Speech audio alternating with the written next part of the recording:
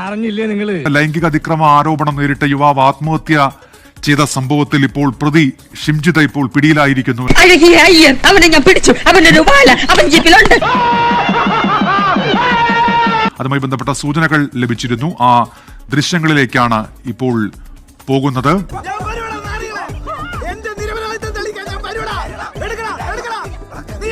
ബസ്സിൽ ലൈംഗിക അതിക്രമം നടത്തിയെന്നുള്ള ആരോപണമാണ് ദീപക് എന്ന യുവാവിന് നേരെ ഷിംജിത ഉയർത്തിയത്. ചുമ്മാ ഒരു രസം.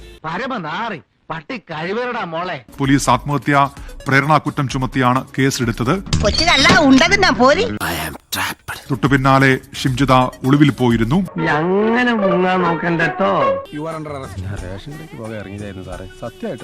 ഇപ്പോൾ ഷിംജിത പിടിയിലായിരിക്കുന്നു. എന്നെ ഇപ്പൊ തന്നെ ഓടിച്ചിട്ട് പിടിച്ച ഇവിടെ കൊണ്ടുവന്നത് എല്ലാം കൂടി ഒരു 19-16 വർഷം നമ്മുടെ തറവാട്ടിൽ കഴിയാനുള്ള വകുപ്പായി. ഇവനെ പോലത്തെ ദുഷ്ടന്മാർക്ക് പറ്റിയ സ്ഥലം ജയിൽ തന്നെയാ. എന്നാ പിന്നെ ഞാനങ്ങട്